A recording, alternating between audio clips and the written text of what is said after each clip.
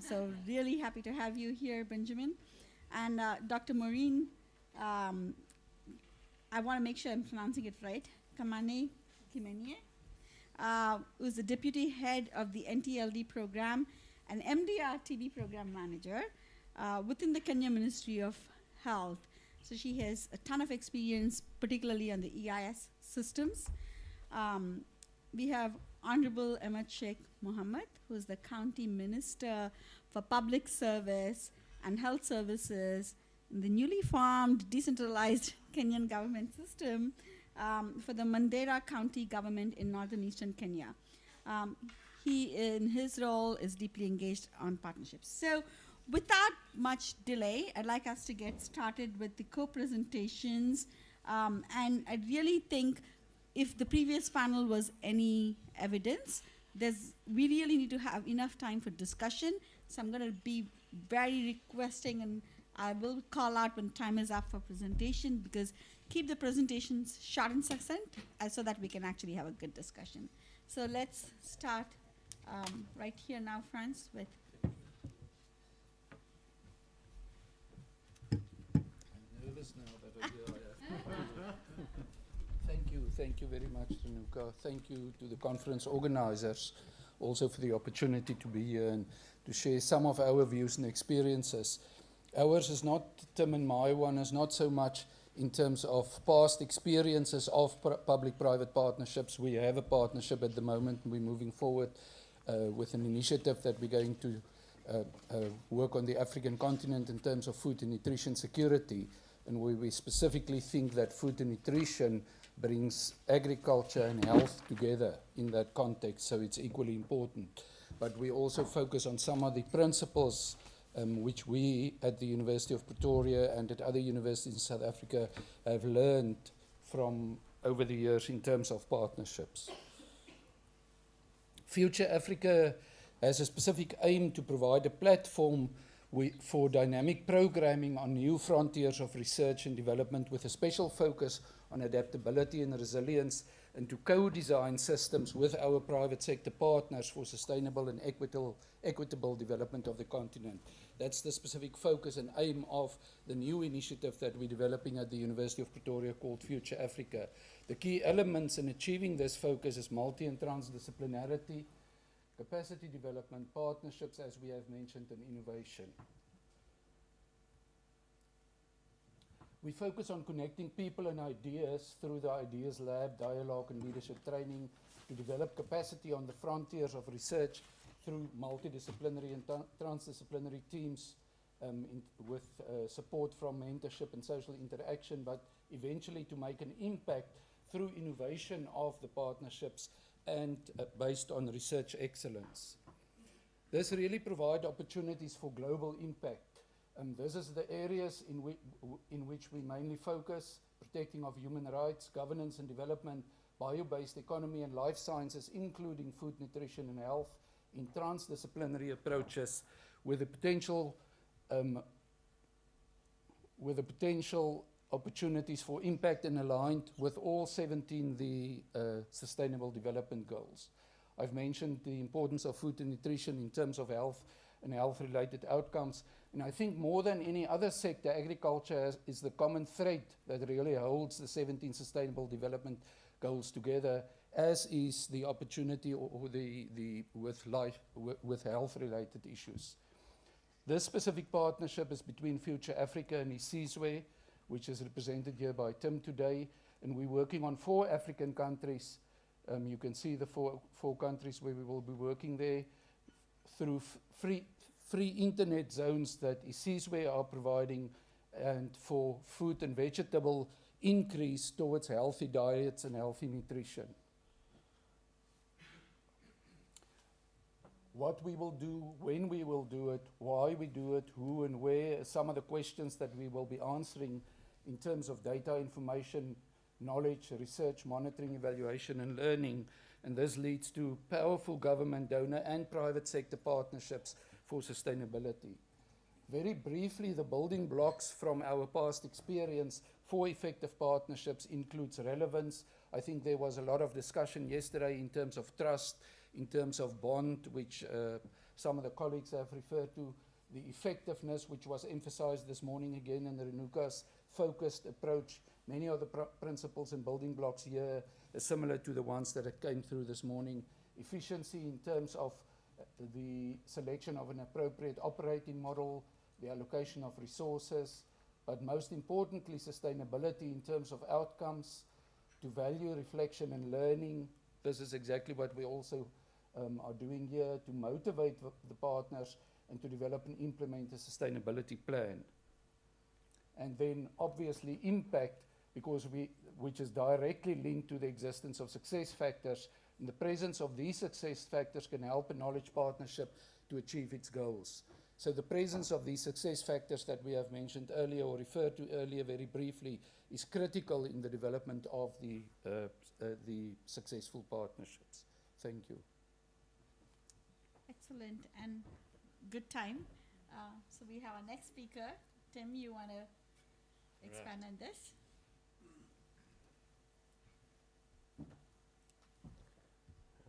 Do I just...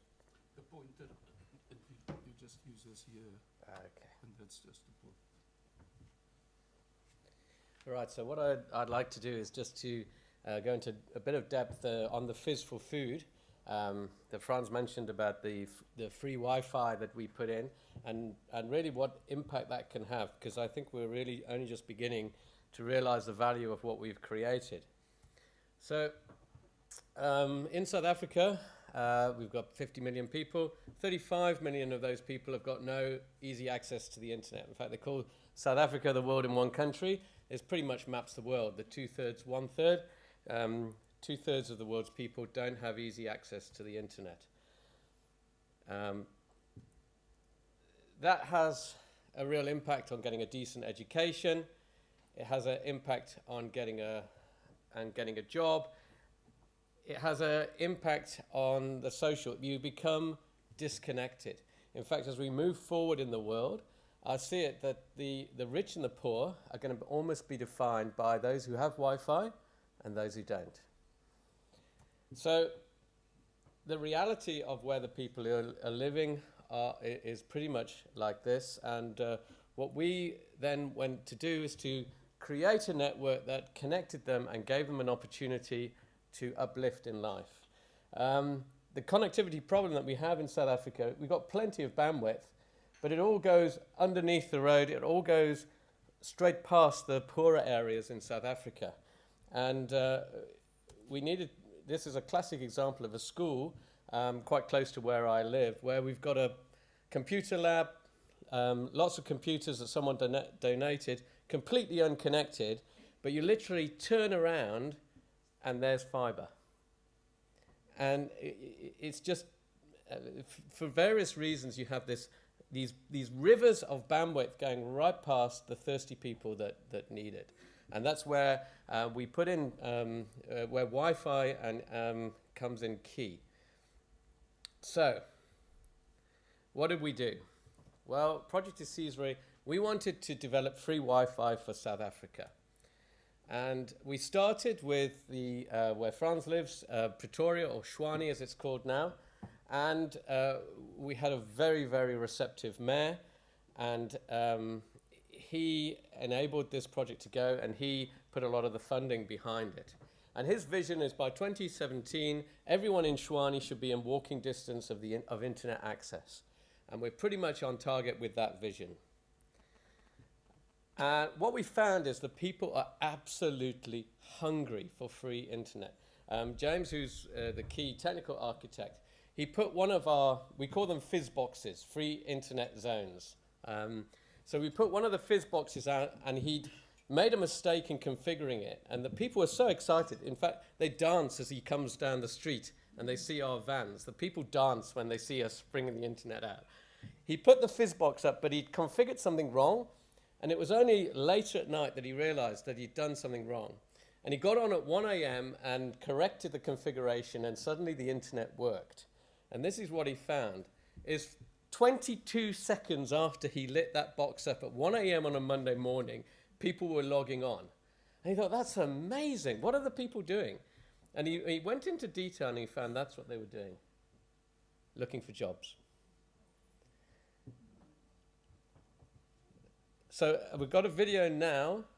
I don't know if we can... Champions, Yeah. journalists, job seekers and entrepreneurs. Wi-Fi TV will continue to inspire, inform and enrich the lives of particularly the younger generation of the citizens of the city of Tshwane. I think that the youth should be using the Wi-Fi for every single thing they feel is necessary in their lives. I like to encourage people to expand their minds. One day as I was sitting browsing around on Tshwane Wi-Fi, I happened to come across Get On Skills. It actually gave me a job. I own a business which specializes in Audi and VW. Without the Tshwane free Wi-Fi and the Get On Skills training, I wouldn't be a better person right now. Without the free Wi-Fi, I don't think we will be where we are. I don't think we will be as easily reachable as we are.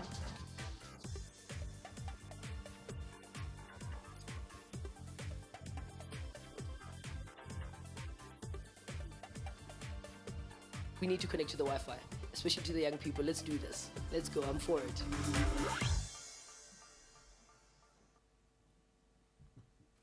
Right. So we're getting real people really connected. One of the lovely stories of the mayor actually then went around shortly after we deployed. There's a picture of our fizz boxes going up. And he met the people, and one of the guys said to him he'd been called to his first interview as a result of having the free Wi-Fi. What we do is we give them a daily limit of 500 meg, which is really a great amount. They're getting 15 gigabytes a month. If they were to buy that equivalent amount using the cell phone provider, it would come to about 2,000 rand, which is about 120, 130 pounds, which is a lot of money, whereas they're getting that now for free. And the more you give, the more they need. We've got just so many stories of upliftment from the people. We started off at 1 meg speed in 2013. We went to 7. We're now giving them 15 meg speeds. In fact, I think we got the award for the fastest free Wi-Fi in the world, and that's in Africa. That's not in New York, and that's against all of those other cities. So we're very proud of that. And during that process, we've managed to reduce the operating costs as well through better technology coming out and deploying it. All of this for free for the people. Creating ripples across the nation, and we're hoping ripples across Africa. We've had 132 million connections, 22 million unique connections, 22 million people. Probably not. 22 million different devices have come onto the network. So maybe about, 2.2 million different devices, maybe about 1.5 million people. 400,000 a month. Sorry, this is a little bit out of date. During the last month, we had one day when we had 294,000 people come onto the network in that day. Okay. And this is what we're seeing. I don't know if you've seen this slide before. If you think about Wi-Fi, it's actually amazing. Now, you go back 10 years. Everybody, I bet you, everybody in this room used Wi-Fi this morning. Okay? 10 years ago, you didn't even know it existed. It is the most adopted and most amazing technology that has come out in our age. And unfortunately, we need the battery to make it work. And that's the other thing of what's happened in the last, with the smartphones, we've got to a situation where the poor have got a vessel in which to get onto the internet with. And they didn't have that a few years back. And what we want to do is make it so that they can afford it. They've got the vessel. We need to open up the rivers and get it to them, and they can then uplift themselves. And there's amazing story. I mean, we had one guy, he drives his bus from an area outside of our network. He drives his bus, school bus, on a Saturday morning, every morning, to the network so his kids can do their homework. You give people opportunity, amazing people do amazing things with it that you never even thought of. And so we've had a real effect on empowering millions to take control on their lives, educating thousands and empowering employment as well. It's been a fantastic job to be involved in, building communities and all sorts of new ecosystems coming up. Like we've got an Uber for police that we've now developed, where if someone sees a crime, instead of Ubering a taxi, you Uber the police force. That's an app that's developed out of this project. So how do we move that forward? I'm going to skip through our sponsors and that. I think we made a mistake, or not a mistake, is there's a difference between for free and for nothing, okay? Picking up on another NGO that I'm dealing with, they have this learn to earn where they give rewards for certain behaviors or for doing things. And going forward, this is where we united with Frans with the nutrition, is to think about that. We've got a network that as you log on, a one-page survey could be done. 300,000 users in a day. We could give you, from a scientific perspective, we could give you results of 300,000 people in one day. If we leave it on for a week, we could probably give you close to 1 million. And then we reward them with free Wi-Fi for filling in the census. Or another project that we're doing is rewarding for collecting litter. Again, what we're saying is we want to use free Wi-Fi as make it a currency, make it a reward currency. We end up in an amazing position where we can actually mold behaviors and we can mold where people are going through rewarding them with Wi-Fi. Which brings us to why we're working together with Frans and his team, is we can actually change what they eat. Because by doing censuses up front, using the network, we can understand what they're eating now. By putting in games like Pokemon Go and take pictures of your food and we can analyze that, we can reward them based on what they're eating with more free Wi-Fi. And so that's why we're united together as a project, because we think we've built something that's pretty precious, and the ideas that can come out of it are only just beginning to come to light. Thank you. Thank you so much. Very interesting, really. So we have our next set of presenters, perhaps. Are you going first, Benjamin?